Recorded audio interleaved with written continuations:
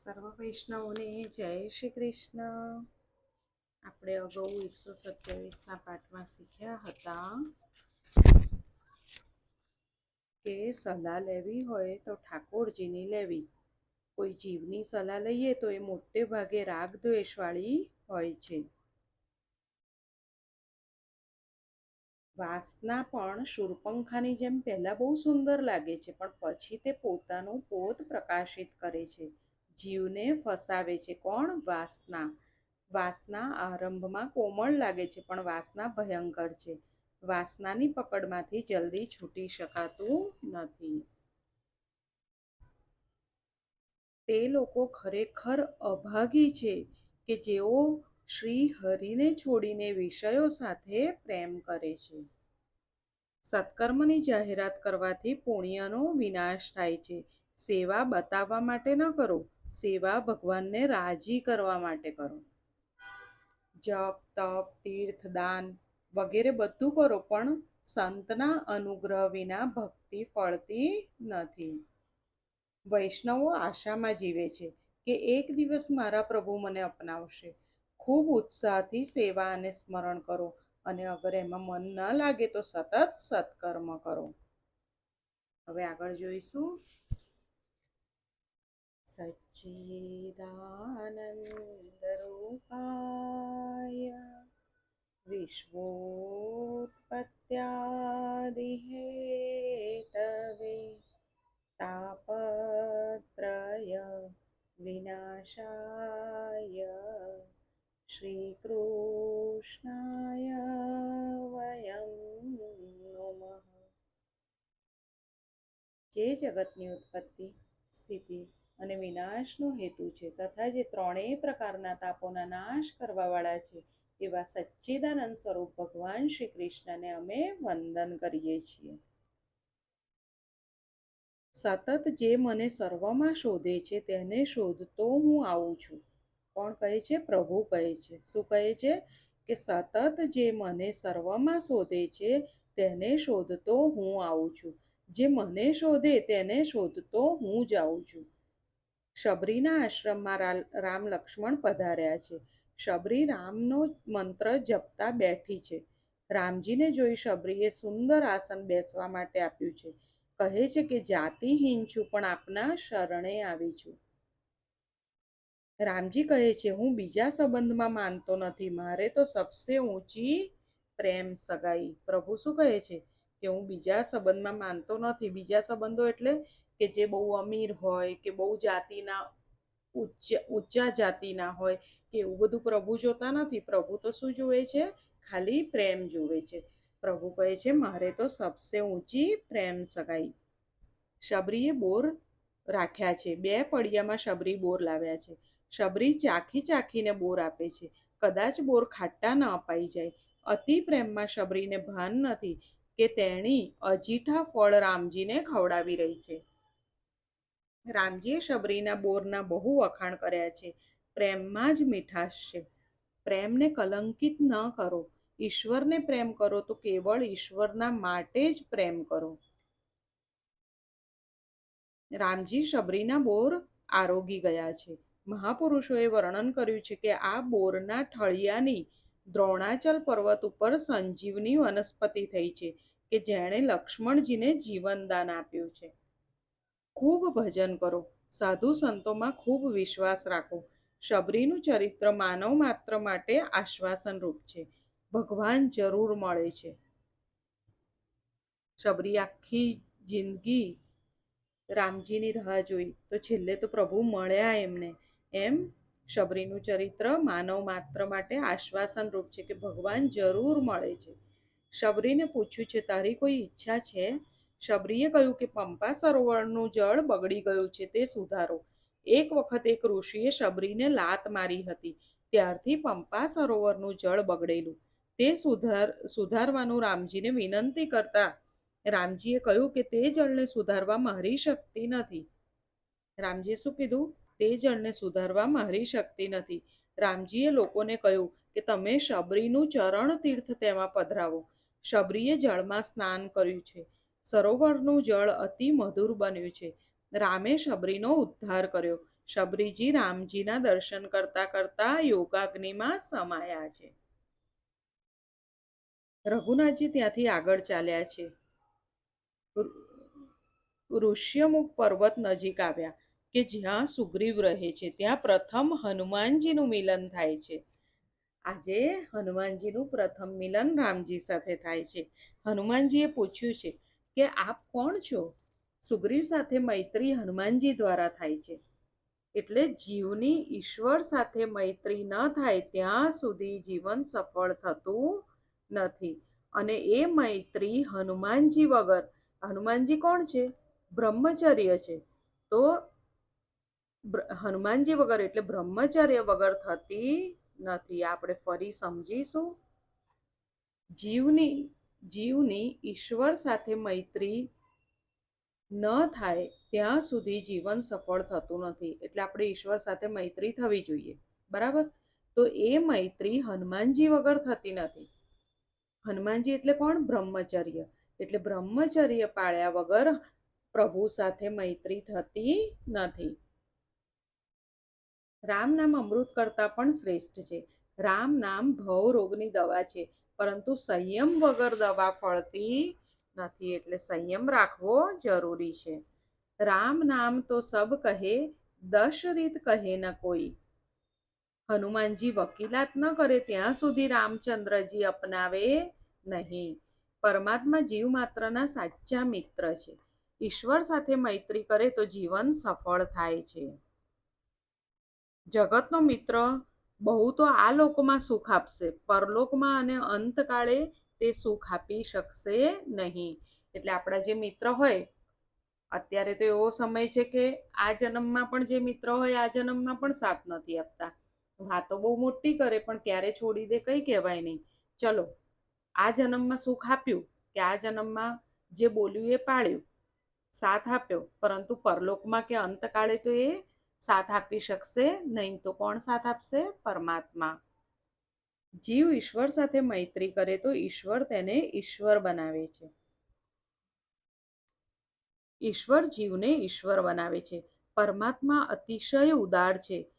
ઈશ્વર જીવને આપે છે ત્યારે આપવામાં સંકોચ કરતા નથી. જીવ આપે છે ત્યારે વિચાર કરીને આપે છે. પોતાના માટે થોડું રાખે છે ને પછી જીવ બીજાને આપે છે. મારા માટે કાંઈક તો રહેવું જોઈએ ને, તે વિચાર વગર ઈશ્વર આપે છે. ઈશ્વર વિચાર નથી કરતા કે મારા માટે કંઈ રહેવું જોઈએ કે કશું વિચારતા નથી. ઈશ્વર તો બધું જ જીવને આપે છે. પરમાત્મા સાથે મૈત્રી કરો. ઈશ્વર સાથે મૈત્રી તે જ કરી શકશે જે કામની દોસ્તી છોડશે. કામ એટલે ઈચ્છાઓ. જે ઈચ્છાઓની દોસ્તી છોડશે એ જ ઈશ્વર સાથે મૈત્રી કરી શકશે. કામ અને કૃષ્ણ, રામ અને રાવણ સાથે રહી શકે નહીં. રામજીએ સુગ્રીવ સાથે મૈત્રી કરી. સુગ્રીવને હનુમાને અપનાવેલા, તેથી રામજીએ તેને પોતાના મિત્ર માન્યા છે. હનુમાનજી એ બ્રહ્મચર્યનું સ્વરૂપ છે. બ્રહ્મચર્ય સાથે મૈત્રી કરશો તો જીતેન્દ્રિય થશો, તો પરમાત્મા સાથે મૈત્રી થશે. સંયમ રાખે અને ધર્મ મર્યાદા પાળે તો રામ રાજ્યની માફક ડાક્ટર અને વકીલની જરૂર પડે નહીં. હનુમાનજી જેને અપનાવે તેને રામ મિત્ર માને, અને હનુમાનજી જેને ના અપનાવે તેને રામ મિત્ર માને નહીં. પરમાત્મા સાથે પ્રેમ ન થાય તો જીવન સુંદર થઈ શકે નહીં. મનુષ્ય પ્રેમ કર્યા વગર રહી શકતો નથી. મનુષ્ય પ્રેમ કર્યા વગર રહી શકતો નથી. કોઈ પૈસામાં પ્રેમ કરે, કોઈ સ્ત્રીમાં પ્રેમ કરે, કોઈ બાળકોમાં પ્રેમ કરે, પણ પ્રેમ કરવા લાયક એક પરમાત્મા જ છે. પરમાત્મા વિના બીજા કોઈ સાથે કરેલો પ્રેમ પરિણામમાં રડાવે જ છે. જગત અપૂર્ણ છે, જીવ પણ અપૂર્ણ છે. જીવ પરિપૂર્ણ ત્યારે બને છે કે જ્યારે તે ઈશ્વર સાથે મૈત્રી કરે. પરમાત્મા સાથે મૈત્રી કરનાર જીવને પ્રભુ પૂર્ણ બનાવે છે. પ્રભુ સાથે મૈત્રી કરીએ તો જીવ પૂર્ણ બને છે. ઈશ્વર તેને મળે છે કે જે ઈશ્વરને પૂર્ણ પ્રેમ આપે છે, ઈશ્વર સાથે પૂર્ણ પ્રેમ કરે છે. તેને જ પ્રભુ પોતાનો માને છે. ઈશ્વર સાથે પ્રેમ કરવો હોય તો બીજા સાથેનો પ્રેમ છોડવો પડશે. હવે આ બહુ કઠિન છે કે આપણે બીજા કોઈ સાથે પ્રેમ ના હોય, ખાલી ઈશ્વર સાથે હોય. એ બહુ કઠિન છે. એ બીજા સાથેનો પ્રેમ છોડીશું તો જ આપણે ઈશ્વર સાથે પ્રેમ કરી શકીશું. ધીરે ધીરે લૌકિક સ્નેહ છોડો તો પ્રભુ સાથે પ્રેમ થાય. હનુમાનજીએ પૂછ્યું કે આપ કોણ છો? ત્યારે રામજીએ ઓળખાણ આપી. હનુમાનજીએ સાષ્ટાંગ પ્રણામ કર્યા, સ્તુતિ કરી છે. પછી કહ્યું કે આ પર્વત ઉપર વાનર રાજા સુગ્રીવ રહે છે, તેની સાથે મિત્રતા કરો. તે આપનો દાસ છે. રામ લક્ષ્મણ સુગ્રીવ પાસે આવ્યા છે. રામજીએ સુગ્રીવને પૂછ્યું કે તું કેમ દુઃખી છે? સુગ્રીવ કહે, મારા ભાઈ વાલીએ મને કાઢી મૂક્યો છે. વાલીએ મારું સર્વસ્વ હરી લીધું, મારી પત્નીનું પણ અપહરણ કર્યું છે. મિત્રના દુઃખે દુઃખી થાય તે મિત્ર. વાલી સુગ્રીવનું યુદ્ધ થયું. રઘુનાથજીએ ઝાડ પાછળથી વાલીને તીર માર્યું. વાલી બોલ્યો છે, તમે તો ધર્મની રક્ષા કરવા માટે અવતાર ધારણ કર્યો છે. વાલીએ રામને પૂછ્યું કે તમે તો ધર્મની રક્ષા કરવા માટે અવતાર ધારણ કર્યો છે, મેં કોઈ અપરાધ કર્યો નથી. હે નાથ, મારા કયા દોષથી તમે મારો વધ કર્યો છે? ધર્મના રક્ષણ માટે તમારો અવતાર છે. આપે આ અધર્મ કર્યો છે. તે સમયે રામચંદ્રજી બોલ્યા છે, તું તારા દોષનો વિચાર કરતો નથી અને મને ઠપકો આપે છે. ભાઈની સ્ત્રી, બહેન, પુત્રી, ભાઈની સ્ત્રી, બહેન, પુત્રની સ્ત્રી અને કન્યા ચારેય સમાન છે. ખ્યાલ આવ્યો? એટલે ભાઈની વાઈફ, આપણી બહેન, આપણા પુત્રની પત્ની અને આપણી દીકરી એ ચારેય સમાન છે. ભાતૃપત્ની પોતાની કન્યા રૂપ હોવા છતાં તે તેના ઉપર કુભાવ રાખ્યો. ભાઈની સ્ત્રી ઉપર કુભાવ રાખનારો તું મહાપાપી છે. તું પાપીનો ઉદ્ધાર કરવા માટે તને માર્યો છે. સ્વદોષ દર્શન વગર ઈશ્વર દર્શન થશે નહીં. એટલે આપણે પોતાના દોષ નહીં જોઈએ તો આપણને ઈશ્વર દર્શન થશે નહીં. પરદોષ દર્શન પરમાત્માના દર્શનમાં વિઘ્ન કરે છે. તું તારા પાપનો વિચાર કરતો નથી. તારા જેવા પાપીનો ઉદ્ધાર કરવા માટે તને બાણ માર્યું છે. વાલી જવાબ આપે છે, મહારાજ, હું પાપી છું, તો મને બતાવો કે કઈ પોથીમાં લખ્યું છે કે પાપીને તમારા દર્શન થાય. ઉલટું એમ કહેવામાં આવ્યું છે કે જન્મ જન્મ મુનિ જતન કરાહી, અંત રામ કહી આવત નહીં. મુનિગણ જન્મો જન્મમાં અનેક પ્રકારના સાધનો કરતા રહે છે, તો પણ અંતકાળમાં તેમના મુખમાંથી રામ નામ નીકળતું નથી. હું પુણ્યશાળી છું, તેથી મને આપના દર્શન થયા, તેથી હું આપના દર્શન કરી રહ્યો છું. તમારા દર્શન થયા એટલે હવે હું પાપી રહ્યો નથી. તમારા દર્શનથી પાપનો નાશ થાય છે. તમારા દર્શન દેવોને દુર્લભ છે. તેમ છતાં અંતકાળે હું તમારા દર્શન કરું છું. એકનાથ મહારાજે કહ્યું છે કે ભગવાન વાલીને કહે છે કે મારા દર્શન તને થયા તે તારા પ્રતાપે નહીં, સુગ્રીવ મારા શરણે આવ્યો છે. સુગ્રીવનો તું ભાઈ છે, તેથી તારો ઉદ્ધાર કરવા હું આવ્યો છું. તું સુગ્રીવના કુટુંબનો છે, તેથી તને દર્શન આપવા માટે હું આવ્યો છું. વાલી આ સાંભળીને સુગ્રીવને પ્રણામ કરવા લાગ્યો. તારે લીધે મને રામજીના દર્શન થયા. સુગ્રીવ જવાબ આપે છે, અરે તારા લીધે મને રામજીના દર્શન થયા. જો તમે મને કાઢી મૂક્યો ન હોત તો મને રામજીના દર્શન ક્યાં થવાના હતા?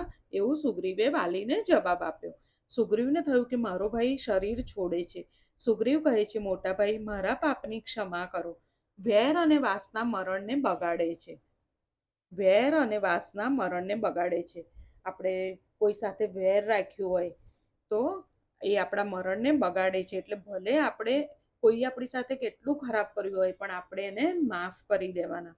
એ આપણા માટે છે, આપણા હિત માટે આપણે એને માફ કરી દેવાના. વેર અને વાસના રાખીને મરે છે તેને સદગતિ મળતી નથી. તમારું કર્તવ્ય પૂરું કરો. નિશ્ચય કરો કે મારે કોઈની સાથે વેર રાખવું નથી. તે પછી રામ રામ બોલતા વાલીએ પ્રાણનો ત્યાગ કર્યો છે. સુગ્રીવને કિષ્કિંધાનું રાજ્ય આપ્યું છે. હવે રામે સુગ્રીવને કિષ્કિંધાનું રાજ્ય આપ્યું. રામજીની અનાસક્તિ કેવી છે? રાવણને માર્યા પછી લંકાનું રાજ્ય મળ્યું, તેમ છતાં એક પૈસો લીધો નથી.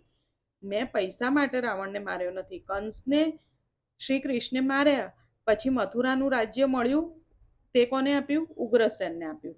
જેવું બોલે છે તેવું જીવનમાં ઉતારીને બોલે છે. યુદ્ધ ભૂમિના મેદાનમાં 1 કલાકમાં 6 શાસ્ત્રોનો સાર અર્જુનને સંભળાવી દીધો. યુદ્ધનું મેદાન હતું ત્યારે શ્રી કૃષ્ણે 6 શાસ્ત્રોનો સાર હતો એ અર્જુનને સંભળાવી દીધો. ભગવાનનું જ્ઞાન કેવું છે? અર્જુન બોલ્યો છે, આપ કહેશો તેવું કરીશ. જ્ઞાનની શોભા વ્યાખ્યાનથી નથી, પણ ક્રિયાત્મક ભક્તિ યોગથી છે. ભગવાને કિષ્કિંધાનું